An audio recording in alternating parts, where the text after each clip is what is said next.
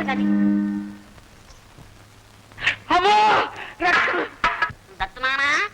దత్తమానా ఏం జరిగింది? రోగలు ముత్తెట్టుకుందా? తల పగలు నేను ఏడుస్తుంటే వెళ్ళి వైద్యుని పిలుచుకురా. ఏమీ అక్కర్లేదు. నేనే పతివర్తనైతే తెల్లవారేసరికి మీ గాయం మాయం కావాలి. మాయం అయ్యేది గాయం కాదే, నాకు ఖాయం. ఇది ఖాయం. ఖాయం ఖాయం. ఈ ఆస్తంతా నాకు వచ్చేయడం కూడా ఖాయమే. బాబు అలా అనకూడదు. చూడండి, మీరు ఏమీ కంగారు పడక్కర్లేదు. నా పాతివత్యాన్నే నమ్ముకోండి. ఇదిగో నమ్ముకున్నాను, నీ పాతివ్రత్యాన్నే నమ్ముకున్నా. ఒరే, ఇది ఎలాగా అంటుంది, వెళ్ళి వైద్యుడు తీసుకురారా. అమ్మమ్మ, నేనేమన్నా వెర్రివాడిని అనుకున్నావా వైద్యుడిని తేవడానికి? నువ్వు పెళ్లి చేస్తాను మాట ఇస్తేనే నేను వైద్యుడి గారిని తీసుకొస్తాను. చేస్తాను. ఏం చేస్తావు? పెళ్లి. ఏమండి ఏమండి, బాబుని తీసుకుని ఆడిస్తూ ఉండండి. నేను వెళ్ళి ఇరుగు పొరుగు ముత్తైదులను పిలుచుకొస్తాను. ఏమిటి విశేషం? అయ్యో రామా, ఇవాళ బాబు పుట్టినరోజండి. 3 రోజులు నేను చెప్తున్నాను, మీ జ్ఞాపకం ఉంటేనా? ఇవాళతో వీడికి సంవత్సరం నిండుతుంది. దిష్టి తీయించి నలుగురు చేత అక్షింతలు వేస్తే వీడు 4 కాలాల పాటు చల్లగా ఉంటాడు. అవును, పెద్దల ఆశీస్సు పిల్లలకు ఆయుష్. వెళ్ళేది బాబు విట్టు, మీ అమ్మకు నువ్వు 9 మాసాలు మోసి కన్న కొడుకు, నాకు నవనీతాలు దొంగిలించి తిన్న కృష్ణుడి.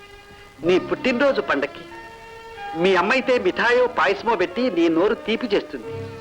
నేనంతకంటే తీయనైందే ఇస్తానులే. అదేమిటో చెప్పనా? జై జై విఠల విఠల విఠల జై జై విఠల విఠల జై జై విఠల విఠల విఠల జై జై విఠల విఠల విఠల జై జై విఠల విఠల వాడెట్టుపోయాడో ఏమో. విఠల జై జై విఠల విఠల జై జై విఠల విఠల విఠల జై జై విఠల విఠల విఠల జై జై విఠల విఠల విఠల జై జై విఠల కనిపించట్లేదండి. ఏమిటండి మాట్లాడు?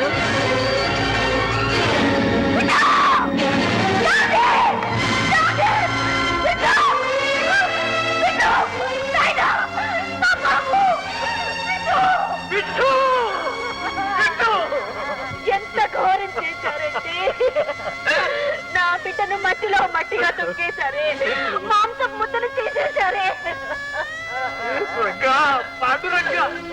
నీ భక్తి పారవశ్యంలో అమ్మాయి మర్చిపోయారు. నా చేత ఎంత ఘోరం చేయించావు. బిడ్డు, ఎన్ని నోములు నోచి, ఎన్ని పూజలు చేసి, ఎన్ని వ్రతాలు చేసి ఈ వరాన్ని పొందాను. నాయన 9 మాసాలు మోసానే, పేగు తెంచుకున్నానే. చివరికి కన్న తండ్రి పాదాల కింద మట్టిలోనే కలిసిపోయావా బాబు? బిడ్డు, ఎవరు రాశారు ఈ రాత? ఎవరు చేశారు ఈ చేత? ఈ ఘోరాన్ని ఇంకెవరు చేయగలరు?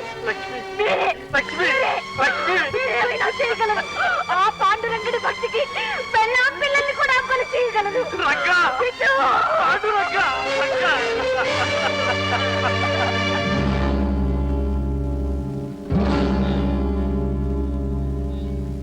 ఈ ఘోర తన బిడ్డను మట్టిలో వేసి తొక్కి చంపడం నా కళ్ళను చూశాను. ఘోర, నువ్వేమంటావు? అనడానికి అనకపోవడానికి నేనే వరది. ఏం జరిగిందో ఎలా జరిగిందో అంతా పాండురంగడే చెప్పాలి.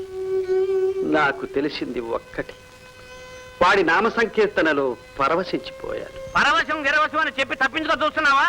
అదంతా ఒప్పుకో. గౌరా, నీ భక్తి గొప్పదే కావచ్చు, కానీ నువ్వు చేసిన నేరం అంతకన్నా గొప్పది కాదంటావా? అనలే. ఇంకే ఒప్పుకున్నాడు. బిడ్డను తానే చంపినట్లు ఒప్పుకున్నాడు. ఇది శిక్ష ఇవ్వాల్సింది. ఇది సామాన్యమైన నేరం కాదు, దీనికి కఠినంగా శిక్ష విధించాలి. అవును, ఆ బిడ్డను తొక్కి చంపిన కాళ్ళను నరికివేయాలి. అంతేకాదు, ఆ పాండురంగని భక్తిలో మత్తెక్కిపోయానన్నాడే, ఆ మత్తు వదిలేలా కొరడాతో చర్మం ఊడేదాకా కొట్టాలి. ఈ శిక్షలేమీ లాభం లేదు. వీడెలా ఆ బిడ్డను మట్టిలో వేసి తొక్కి తొక్కి చంపాడు, వీడినలా ఊళ్ళో జనమంతా మట్టిలో వేసి తొక్కి తొక్కి చంపాలి. అవును, తొక్కండి, కొట్టండి, కాళ్ళు నరికేయండి, కళ్ళు పీకేయండి, ఇంకా ఏ శిక్షలు వేస్తారో వేయండి, కానీ నా బిడ్డను బ్రతికించండి. చచ్చిపోయిన నా బిడ్డను బ్రతికించి నాకు ఇవ్వండి. అప్పుడు మీ అధికారాన్ని ఒప్పుకుంటాం. మీరే శిక్షలు వేసిన అనుభవిస్తాం. బ్రతికించండి, నా బిడ్డను బ్రతికించండి. లక్ష్మి, ఏమిటి సాగు బ్రతుకుల సమస్యలు? నేరం చేసిన వాడెంతో శిక్షించేవాడు అంతే. అంతే అంతే. ఎందుకు విచారణ, ఎందుకు దండన? ఎవరిని ఉద్ధరించడానికి, ఎవరిని ఓదార్చడానికి?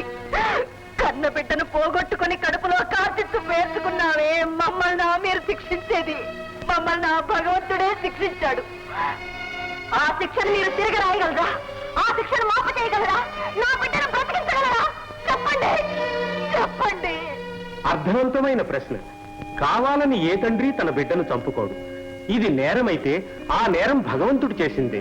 దానికి శిక్ష విధించే అధికారం మనకు లేదు. అధికారం దాకా ఎందుకు? ఇందులో ఎవరి అపరాధం లేదు. ఇదంతా వాళ్ళ గ్రహచారం. బిడ్డను పోగొట్టుకున్న ఇల్లాలకి భర్తను కూడా లేకుండా చేయటం మహాపాపం. సరే, మీరంతా ఇలా అభిప్రాయపడుతున్నప్పుడు నేను చేయగలిగింది ఏముంది?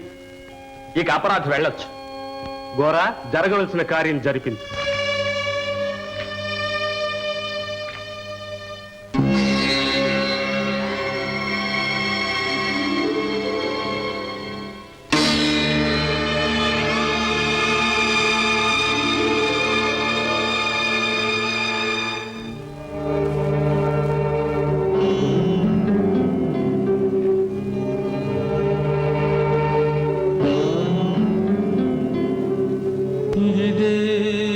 ప్రతి జీవికి ఆఖరి పయనం,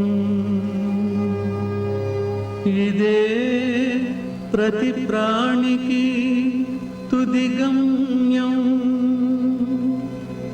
ఇదే ఇదే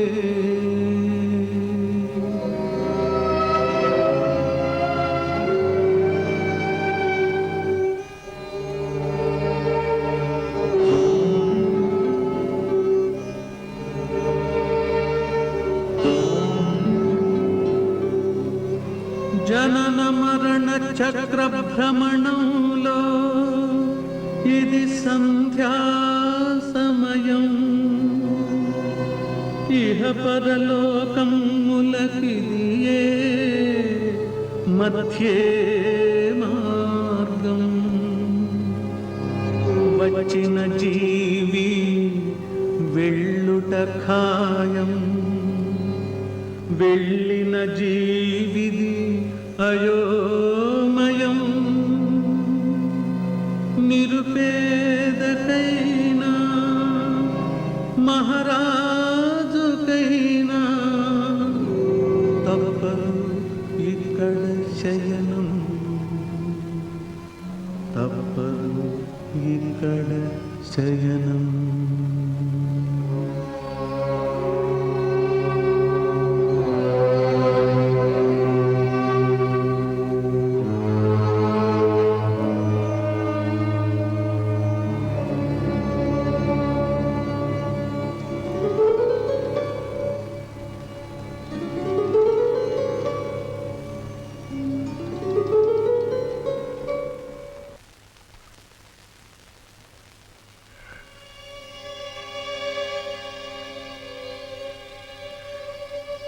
ఏ జన్మ పాపమో ఏ కర్మ రూపమో నేనెరుగలేకుంటినో దేవ్. నీ దివ్య నామామృత స్వాదనామత్త చిత్తుండనయ్యున్న నా చేత నీ రీతి నీ ఘోర పాపము చేయించిన వేళ ఈ పాప తాపాగ్ని జ్వాలను లోన తగ్గించనే నన్ను నా స్వామి. ప్రేరకుడ నీవేరా, కారకుడ నీవేరా, కర్తయున్ భర్తయున్ హర్తయున్ నీవేరా, నేరమున్ శిక్షయున్ నీవేరా. నిన్ను నమ్మి ఉన్నానురా, కావరా శ్రీహరా. విఠల, ఇది మాయామేయ జగమ్మని తెలుసు. ఈ మాయ నుండి బయటపడడానికి అనుక్షణం ప్రయత్నించిన కొద్దీ పాశవశుడైపోతున్నాను. పుత్రశోకం నన్ను తల మునకలుగా ముంచేస్తుంది. స్వామి, మగవాడిని నేనే ఇంత బేలనైపోతుంటే అమర కడుపు చించుకొని కన్న తల్లి ఈ దుఃఖాన్ని ఎలా భరిస్తుంది? పాండురంగ, లక్ష్మి కడుపు చిచ్చు చల్లార్చు, ఆమెకు మనశ్శాంతి కలిగించు, ఆమె కన్నీరు తుడిచి ఓదార్చే శక్తి నాకు ప్రసాదించు.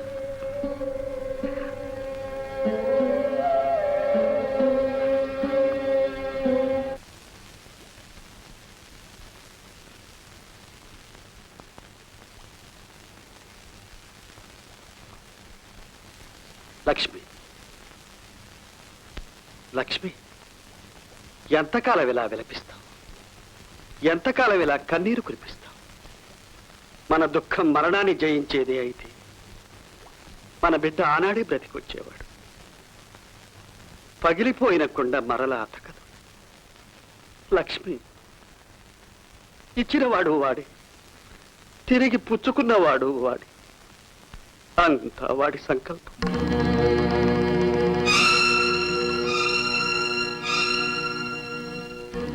లక్ష్మి చూడకు, అలా చూడకు లక్ష్మి. నిప్పులు చెరిగే నీ కళ్ళను నేను చూడలేను. శూలాల వంటి నీ చూపులు నేను భరించలేను. రోషంతో ఎరుపెక్కిన నీ కళ్ళలోని వేదనను బాధను నేను సహించలేను. నాకు ఆ ధైర్యం లేదు. లక్ష్మి ఒక్కటే చెప్పగలదు. మర్చిపో, గతాన్ని మర్చిపో. మర్చిపో. మగవాళ్ళు మోసారా, ప్రాణం పోచారా, రక్తం ధార పోచారా, మర్చిపోతారు. కానీ ఇది కన్న కడుపండి. కదిలాడే కసిగందు లోపల కాల తంతుంటే మాతృత్వం పొంగి పొర్లిన కడుపండి. ఈ కడుపు కోత మీకు తెలీదు. తెలుసు లక్ష్మి, నాకంతా తెలుసు. నీ బాధ నేను అర్థం చేసుకోగలను. అర్థమైతే చాలదు, అనుభవించాలి. ఇది మీ అనుభవానికి రాదు. అందుకే బిడ్డను చంపి తల్లిని ఓదారుస్తున్నారు. లక్ష్మి, అంత మాటలకు లక్ష్మి. నా బిడ్డను, నా వంశోద్ధారకుడిని నేను చంపుకుంటాను.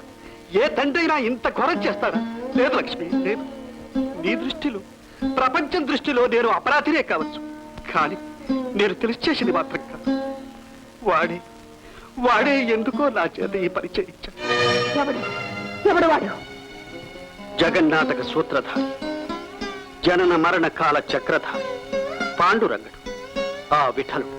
విఠలా విఠలా విఠలా విని విని చెవులు తూట్లు పడిపోయాయి.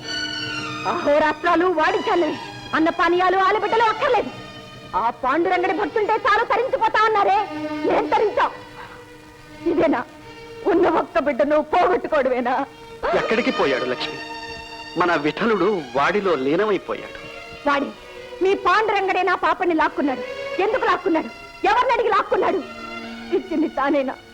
రక్తం పంచి రూపాన్నిచ్చింది నేనే. నన్ను అడిగాడా? నాతో ఒక్క మాటైనా చెప్పాడా? పోనీ మీరింత భక్తులే, మీకైనా చెప్పాడా?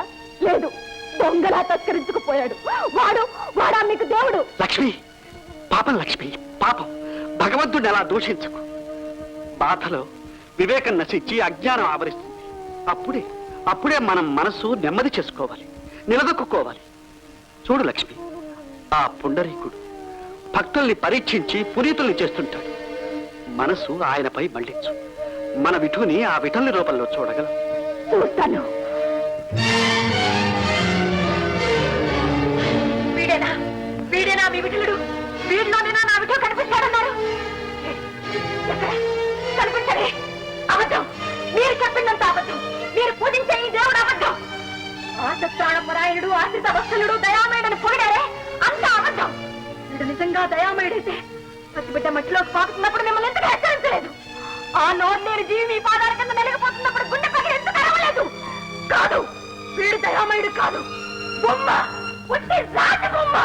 లక్ష్మి, అలా అనకు. నా పాండురంగని నిందించకు. నీ కోపం నా మీద చూపించు, నీ కచ్చ నా మీద తీర్చుకో. నువ్వు శిక్షించాలనుకుంటే నన్ను శిక్షించు. శిక్షించవలసింది మిమ్మల్ని కాదు, మీ దేవుణ్ణి. ఈ దేవుడే దండగా. వీడికి పూజలు నైవేద్యాలు దండగా. అపరాధం, మహాపరాధం. వద్దు లక్ష్మి, ఇంత కాయిచ్చి చెయ్యదు. ఇన్నాళ్ళు మీ నమ్మకాన్ని మీరు నెరవేర్చారు. ఇప్పుడు నా అపనమ్మకాన్ని నేను రుజువు చేస్తాను.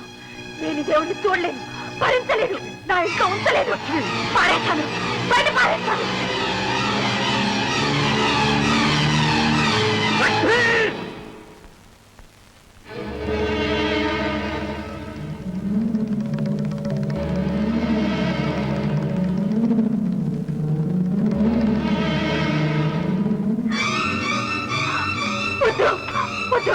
మీరు నన్ను ముట్టుకుంటే ఈ పాండురంగడి మీద ఒట్టు.